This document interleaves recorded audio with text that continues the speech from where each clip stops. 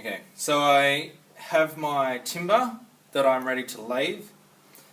I have already marked from corner to corner on both sides to find the centre. I've also used a nail punch to punch the centre.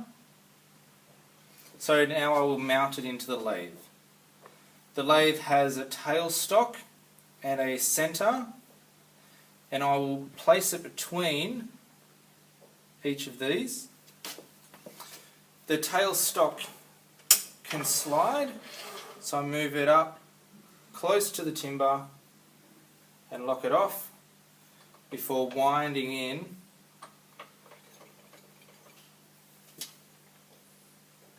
to receive a firm hold.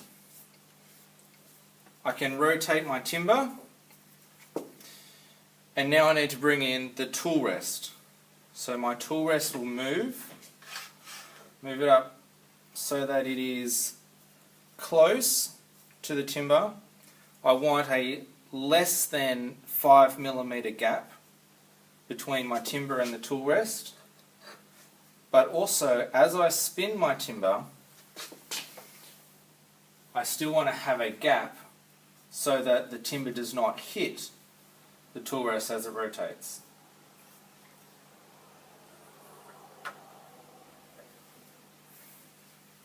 I also mount the tool rest so that it is slightly below the centre point of the rotation. When I say slightly, I mean about 3 to 5mm below. I need to turn it by hand to make sure that it does not hit the tool rest. If it does hit the tool rest, I need to remove the tool rest.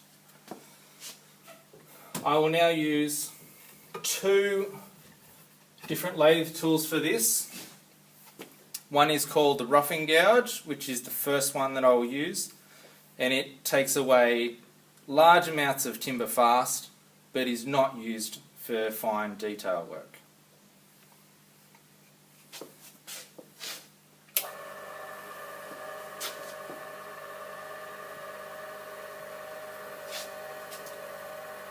To use the lathe, I use the tool rest to support the chisel. I use my front hand along the tool rest to support the chisel, and my back hand to hold the chisel firmly in a manner such as this. You do not have your hand back here. The hand needs to be up against the tool rest. And I make sure that I use a cutting, not a scraping action with the tool. If I had the tool at 90 degrees to the centre, it would be scraping. I want it to be an angle where it is cutting.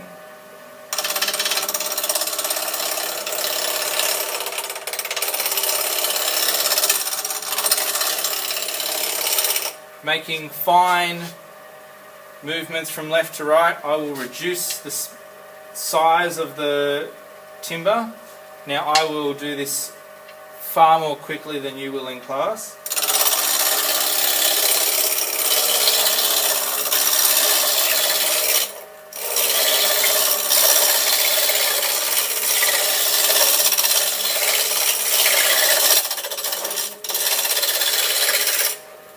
You'll see that many chips fly out, and hence it is important to wear your safety eyewear.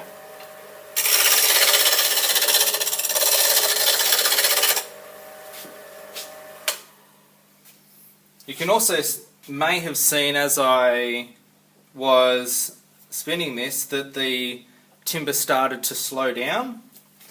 That is because we have a safety chuck where if it is not tight enough it will free spin. So I need to tighten this up slightly more firmly so that the tool does not bog down on the timber. I will also, while I'm here, take the opportunity to bring the tool rest closer to the timber, which is a safety feature.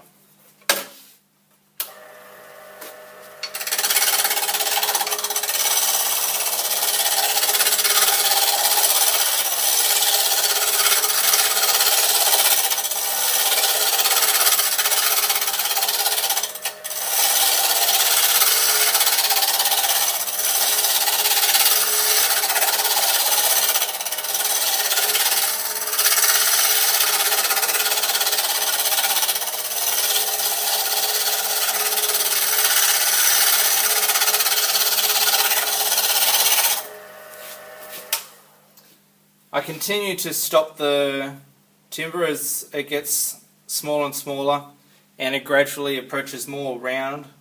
I can still see that I have 4 flat spots, so I know that I'm almost finished. I just have a small amount more to go.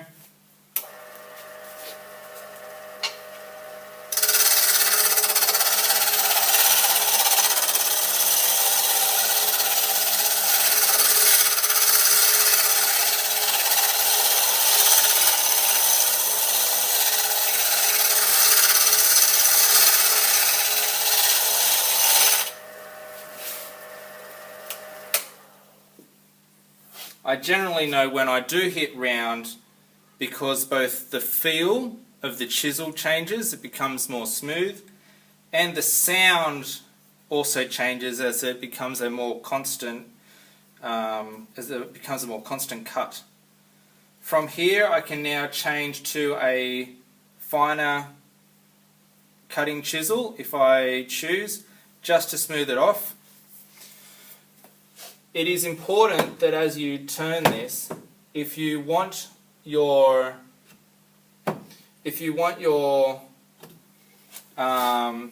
timber to say a cylinder, then you need to be sure that you turn it in as a cylinder and not a cone. It is very important to keep the diameter at both ends the same.